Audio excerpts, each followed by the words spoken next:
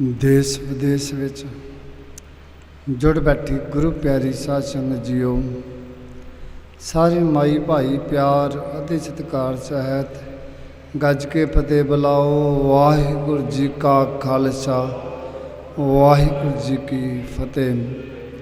सतगुरु जी की अपार अपार बख्शिश हुई है।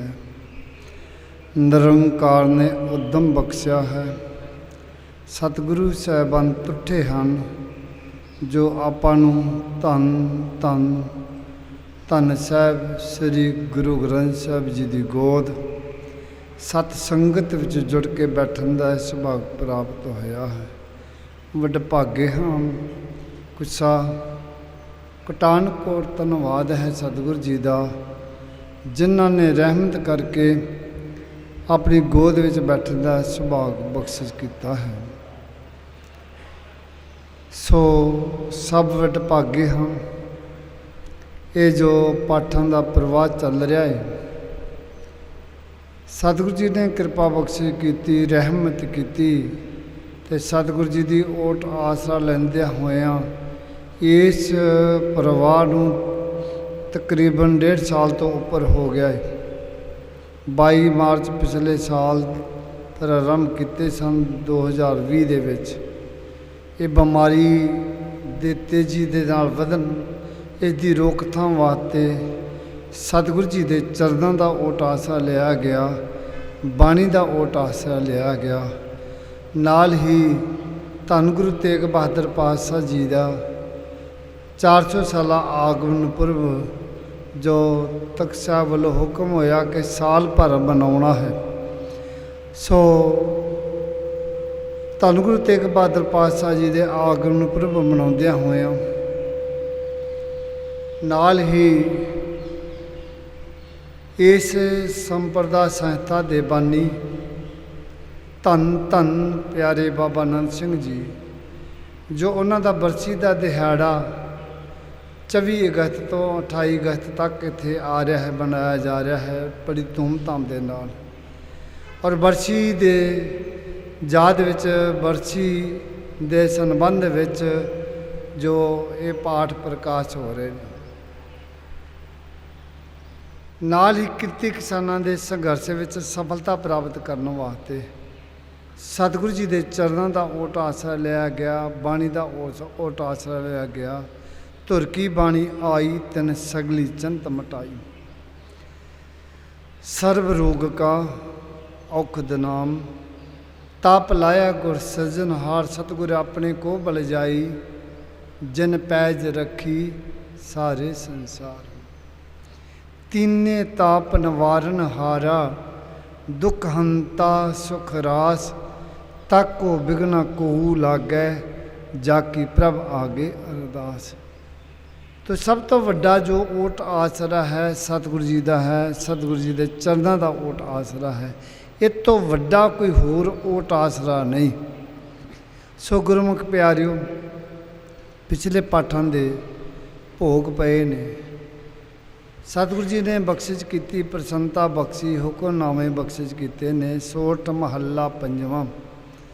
गुरपूरा भेटियो वडभागी, मनह भया प्रगासा, कोई ना पहुँचन हारा दूजा, अपने साहिब का प्रवासा।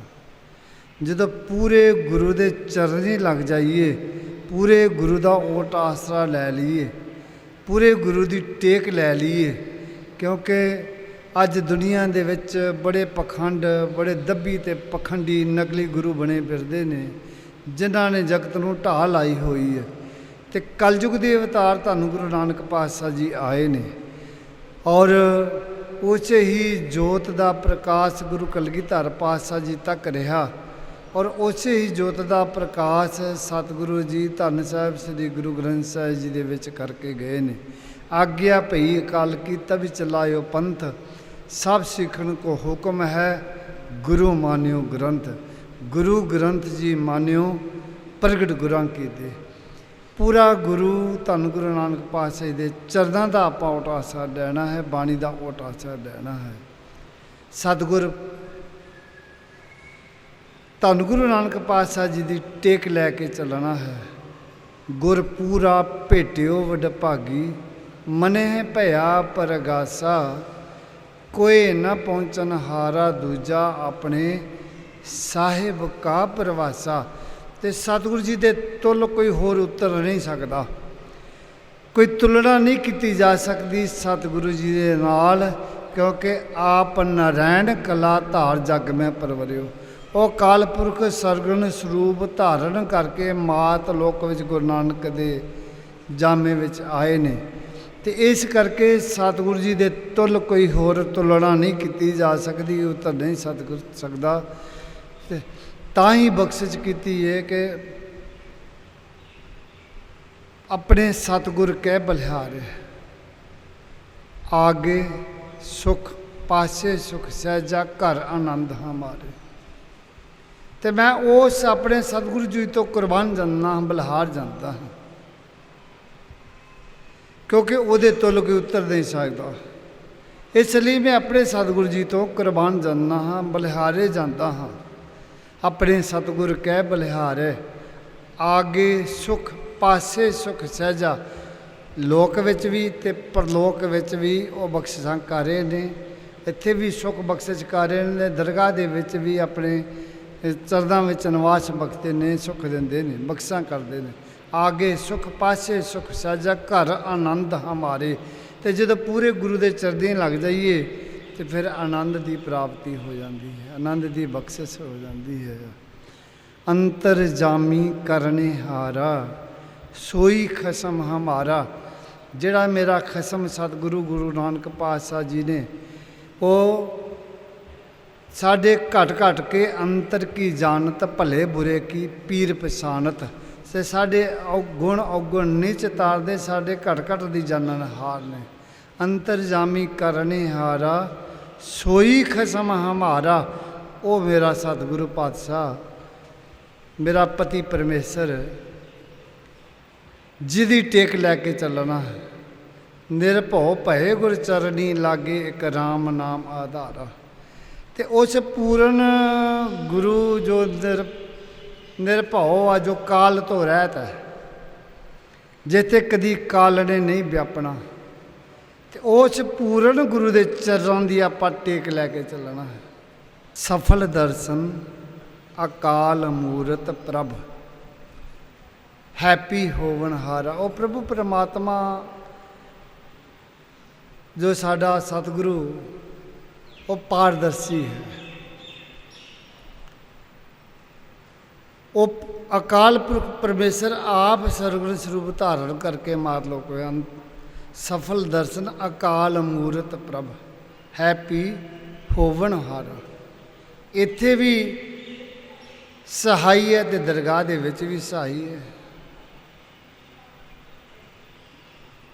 कंठ लगाए अपने जन राखे, अपनी प्रीत प्यारा। तो सतगुरु बख्शिंद कृपालू दयालु हमेशा अपने सेवकों को अपने गले लगा के रखता है। कंठ लगाए अपने जन राखे, अपनी प्रीत प्यारा। हमेशा सतगुरु बख्शिशां करता है। वड्डी वडियाई अचर शोभा, कारज आया रासे, नानक को गोर पूरा भेटियो, सगले दुख बनासे। तो उस प्रभु परमात्मा दियां कितनियां सिफतां कर लियां। वड्डी वडियाई, ओदियां वडियाइयां बेअंत वडियाइयां ने। ओदी शोभा कितनी क करिए, ये जेबा तुस है और वो परमेश्वर बेअंत है, ओदी उपमा कही नहीं जा सकती। तो वो आप ही अपने सेवकों के सारे कारज सवारदा है, अपने चरनी लाता है, आप ही सारियां बख्शिशां करता है। सो गुरमुख प्यारियो, दूसरे हुक्मनामे विच भी सतगुरु जी ने ही बख्शिश की है कि सोठ महला पंजवां, घर तीजा, दुप दे क्योंकार सतगुर प्रसाद। रामदास सरोवर नाते, सब उतरे पाप कमाते, निर्मल होए कर सनाना, गुरपूरे कीने दान। ये बख्शिश कारे ने सतगुरु जी। तो धन गुरु रामदास का जो सरोवर तैयार करवाया होया, संत सरोवर नहावे सो जन परमगत पावे। पूर्ण महापुरख की संगत, गुरु की गोद और गुरु के साजे नवाजे स्थान जिस वक्त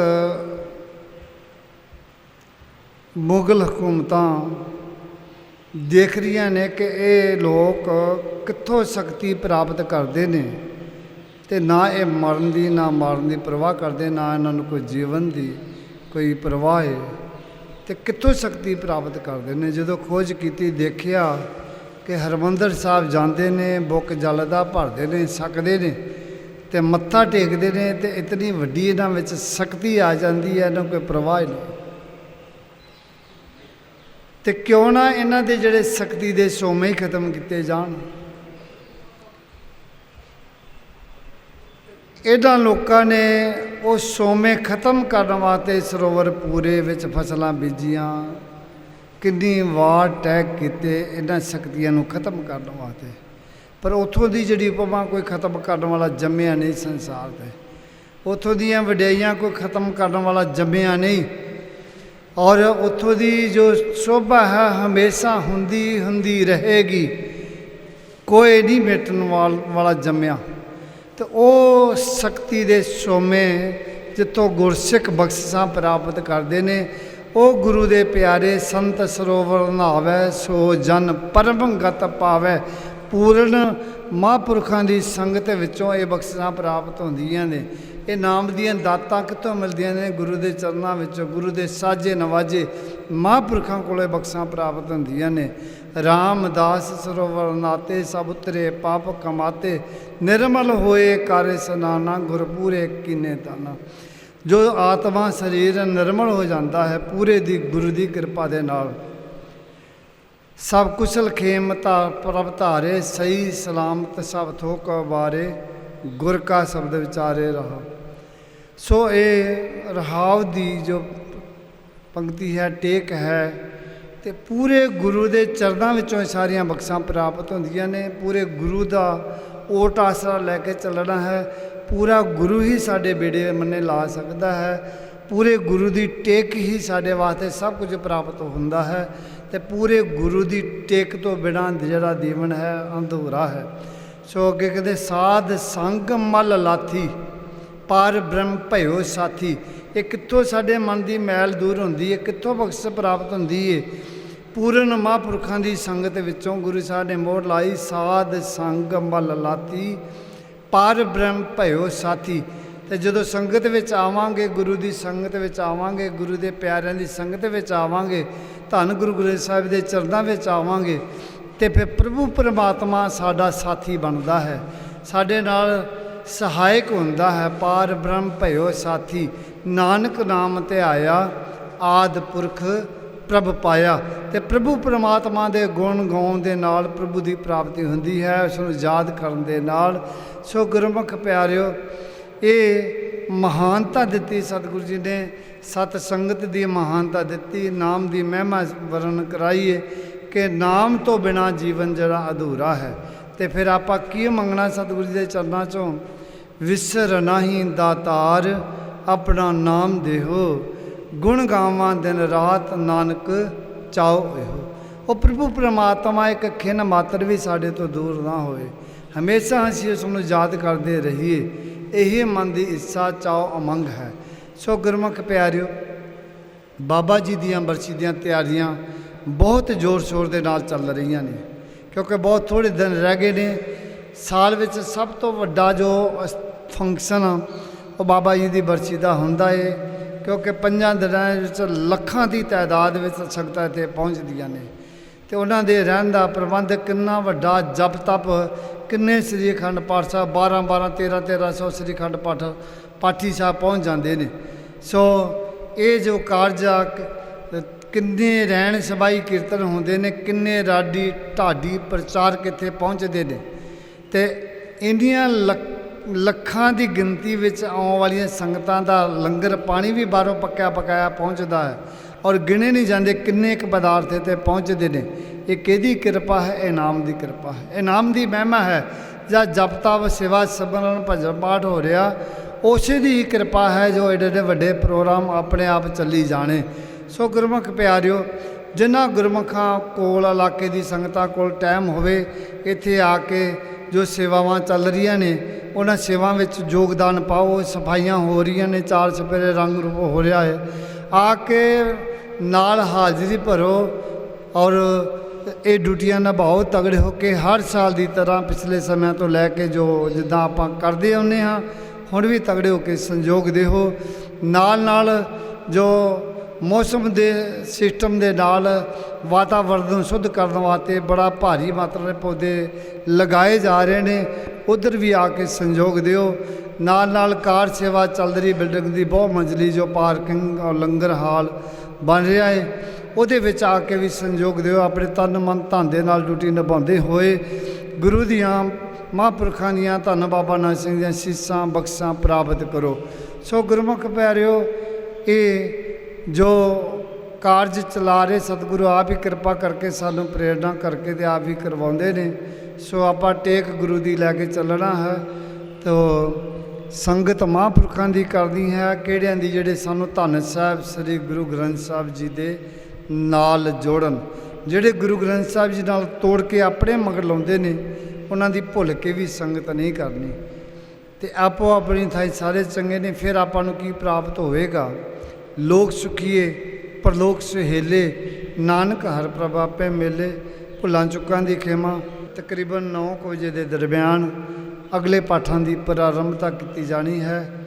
ਸੋ ਉਸ ਸਮੇਂ ਦੀ ਵੀ ਉਡੀਕ ਕਰੋ। ਇੰਡੀਆ ਦਾ ਤਕਰੀਬਨ 9 ਸਵਾ 9 ਵਜੇ ਦਾ ਟਾਈਮ ਯਾਦ ਰੱਖਣਾ, ਸਮੇਂ ਦੀ ਉਡੀਕ ਕਰਨੀ, ਅਰਦਾਸ ਵਿੱਚ ਸ਼ਾਮਲ ਹੋਣਾ। ਭੁੱਲਾਂ ਚੁੱਕਾਂ ਦੀ ਖਿਮਾ, ਪਿਆਰ ਸਤ ਫਤਿਹ ਬੁਲਾਓ। ਵਾਹਿਗੁਰੂ ਜੀ ਕਾ ਖਾਲਸਾ, ਵਾਹਿਗੁਰੂ।